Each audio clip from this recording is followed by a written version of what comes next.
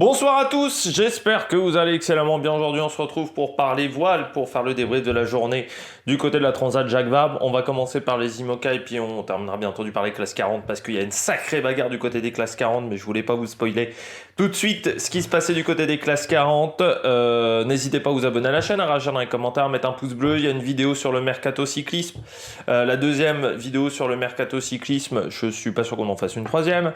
Il y a le débrief du Grand Prix de Las Vegas. Et puis, je rappelle qu'à partir de demain, j'enregistre les top 10. Ils sont écrits. Donc, j'ai plus qu'à les enregistrer, à les monter. Donc, peut-être que le premier sera en ligne samedi à 18h. Quelque chose comme ça pour le premier top 10. Du côté de la saison 2023 de cyclisme. Et puis il y aura également sur d'autres sports, il y aura pas mal de top 10 voilà, d'ici Noël, parce qu'il y a toujours une petite pause au moment de Noël, une pause de quelques jours avant d'attaquer les présentations du côté de la saison 2024. On commence tout de suite. N'hésitez pas à vous abonner à la chaîne, à réagir dans les commentaires, à mettre un pouce bleu. EPS 2.0, c'est sur la plateforme podcast, TikTok. Si vous avez les moyens et que vous voulez soutenir mon travail, vous pouvez faire un super thanks. Et puis, si vous pensez que ça peut intéresser vos proches, vous pouvez faire partager la vidéo. On commence tout de suite donc du côté des IMOCA. On a des bateaux qui sont arrivés aujourd'hui, notamment on a le top 20 qui est complété.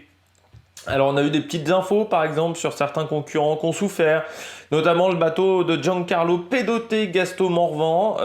J'avais dit ils avaient eu du mal à finir par rapport à Aguillon Environnement. Et ben, on a eu un petit peu l'information, c'est qu'en fait Giancarlo Pedoté, à peu près à mi-course, il a été extrêmement malade avec notamment de la fièvre à 40 degrés. Il y a même l'organisateur, le médecin de la course qui lui a dit je te débarque à un moment du bateau. C'est pour vous dire quand même la situation sur Prysmian Group. Ce qui fait que c'est Gaston Morvan en fait qui a quasiment navigué en solitaire sur la deuxième partie de course et de la fin en solitaire, hein, Gaston Morvan.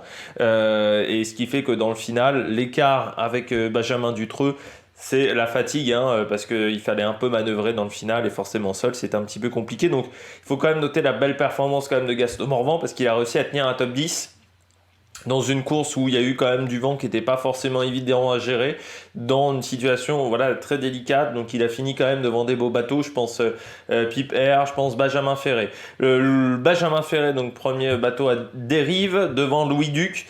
Le troisième bateau dans cette catégorie, c'est Guirec Soudé, avec Roland Jourdain qui conclut le top 20, juste devant Violette d'Orange, enfin avec 10 heures d'avance quand même sur Violette d'Orange et Damien Guillou qui ont fini 21e, comme quoi la voie nord du côté des bateaux à dérive était bien plus intéressante que la voie sud.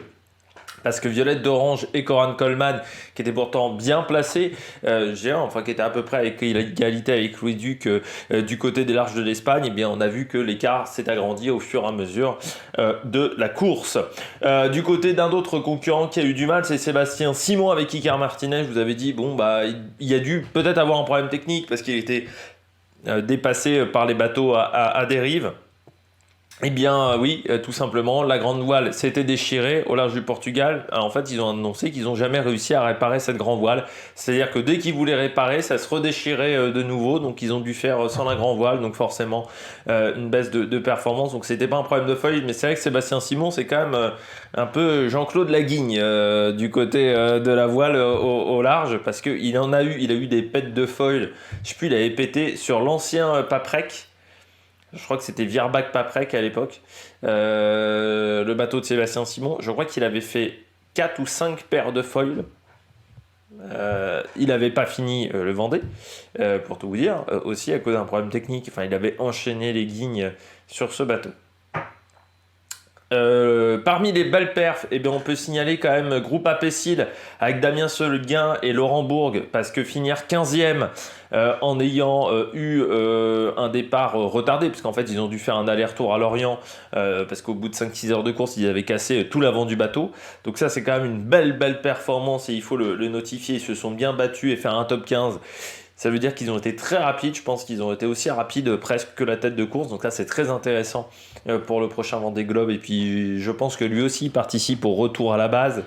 Très intéressant également. Donc, on disait Sébastien Simon. Louis Burton 16 devant Fortinet. Ça a été compliqué quand même pour Louis Burton. C'est vrai qu'au départ, il était parti dans la voie sud. Il a ensuite franchi la voie nord, on va dire. Je pense que c'était pas l'idée du siècle. Mais après, il fallait tenter un coup. Quand tu as 5 heures de pénalité, il fallait tenter le coup à ce moment-là. Violette d'Orange, Damien Guillou, donc 21e. Petite déception sur l'ancien bateau de Jean Le Cam. Ça a manqué un peu de vitesse et je pense qu'elle a été un peu trop prudente, ou elle a un peu trop sage, Violette d'Orange, avec Damien Guyou. Il fallait peut-être tenter à un moment la voie nord, mais c'était compliqué de tenter la voie nord vu son positionnement quand on était du côté du Portugal. Manuel Cousin n'est pas encore arrivé, comme Sébastien Marseille.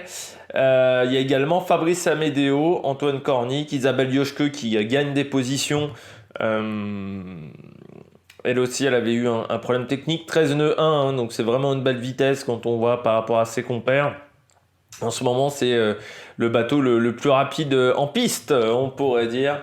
Et puis notre ami chinois Jingju Xiu qui a dépassé partage François Guffan et Émeric Bellor. Et puis on a encore Lazare qui est reparti et qui a 1704 000 nautiques de l'arrivée. Bon, il affronte des gros fonds, il croise peut-être même les bateaux ultimes qui eux reviennent vers Brest, qui sont partis, notamment Boc Populaire. Vous pouvez voir même des petits reportages du côté de l'équipe parce que dans le convoyage retour, ils ont envoyé un journaliste donc, qui est dans le bateau et qui montre la difficulté d'être performant sur ce type de bateau. Inquiétude pour la participation au prochain Vendée Globe pour Be Water Positive de Scott Scheyer et Nick Moloney, parce qu'ils ne pourront pas faire la course du retour à la base. Donc c'est vrai que leur participation prend un petit peu du plomb dans l'aile, parce que je vous rappelle, alors c'est tout un bordel pour la qualif pour le prochain Vendée Globe. Grosso modo, il faut être dans... si vous avez un vieux bateau, il fallait être au tout début dans les 40 premiers, sauf que dans ce classement-là, on ne compte pas les nouveaux bateaux.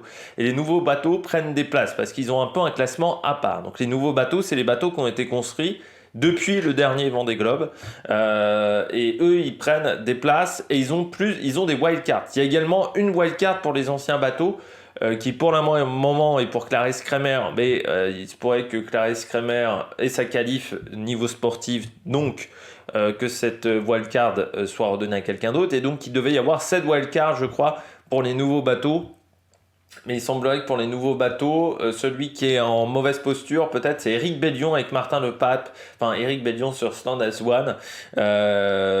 Donc voilà, il y a plein de concurrents comme ça. Il y a 2-3 concurrents. On ne sait pas encore si on pourra faire le Vendée. Mais on va avoir quand même une liste de départ sur ce Vendée Globe qui va être solide. De toute manière, ces nouvelles règles, elles avaient été faites un petit peu pour éviter le cas Sébastien Destrumeau, qui était considéré par certains navigateurs de cette flotte IMOGA comme un rigolo. Il avait fini le Vendée Globe, mais c'est vrai, en faisant la course en 115 jours. Alors, il avait fini dans les temps.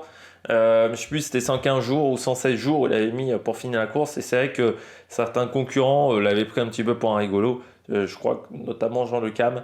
Et voilà, on voulait un petit peu plus de densité au niveau du sportif. On passe aux classes 40. Alors je vous avais dit, faites gaffe, il y a du suspense encore.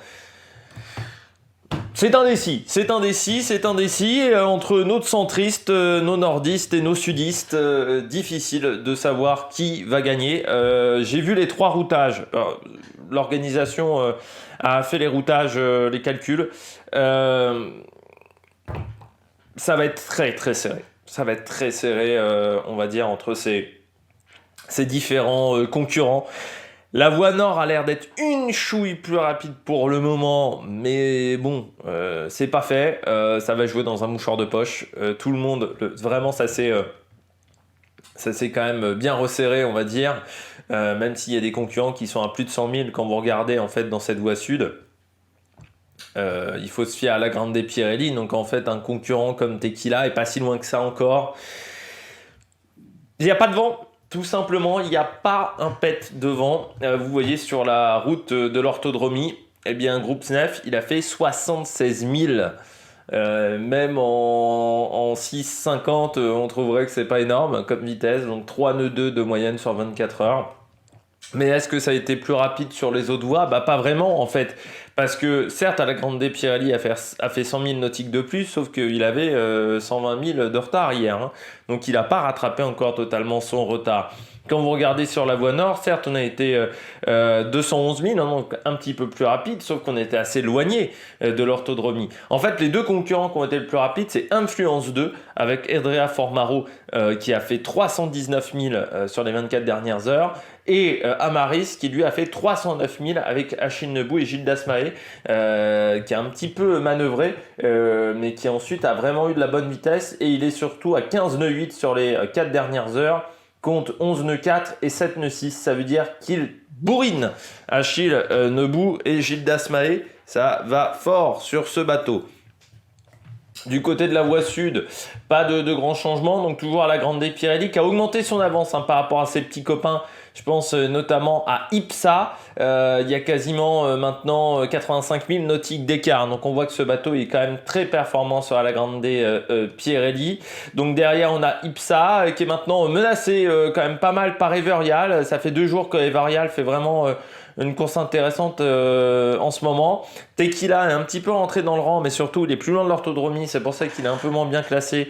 Et surtout, ça ne va pas beaucoup plus vite quand on s'éloigne de l'orthodromie. On voit également Café Joyeux toujours là, avec 170 000 nautiques parcourus sur les 4 dernières heures. Edenred lui a pris une route un peu plus centrale, qui va à peu près à la même vitesse que les concurrents de devant, donc peut-être qu'il va pouvoir gagner des positions. Et puis derrière, on a ce match, Centracor, Vogue avec un Krone, Sifrigo, la boulangère bio, Alternative Selling ou encore Project Rescue Océan qui a tenté une route très sud, mais au final c'est pas très performant, pas très judicieux cette route très sud. Il a surtout perdu des places, mais voilà, hein, vous voyez ce paquet là de tête qui va se retrouver encore une fois. Alors il reste 320 000 218 000 à parcourir pour Jan Lipinski, donc normalement un jour, c'est-à-dire que demain on devrait avoir peut-être le résultat de cette classe 40. Mais c'est pas encore sûr, hein, parce que c'est un peu la bagarre. On va voir dans 13 heures. Le vent va descendre un petit peu encore, donc le vent va un peu forcir. Et c'est là où la voie sud va peut-être avoir un peu plus de vent que la voie nord. Alors sachant que la voie nord, il va falloir jongler également avec les différentes îles. Dominique et les îles de la Guadeloupe, donc il va falloir faire attention dans les Caraïbes, parce que là ils sont vraiment dans les Caraïbes. Si on regarde la météo, dans 25 heures autour de la Martinique, il n'y aura pas énormément de vent encore dans le final, sauf dans la voie sud. Et voilà, Xavier Macaire aussi qui aura un peu plus de vent, donc ça va être vraiment un sacré match. Pour le moment, on est à un jour et demi de l'arrivée. On peut absolument pas dire qui va gagner. Ça va être un match incroyable. Ça va peut-être se finir en match race le long de la Martinique. Et ça va être très sympathique à suivre. Je ne sais pas s'il y a des caméras qui sont prévues. Normalement non en classe 40. Mais là, ça pourrait être très intéressant. Bon, nous on a fait le tour de la question. N'hésitez pas à vous abonner à la chaîne, à réagir dans les commentaires, à mettre un pouce bleu. Et puis nous, on se retrouve pour de nouvelles aventures sur la Mec Production. Ciao, ciao!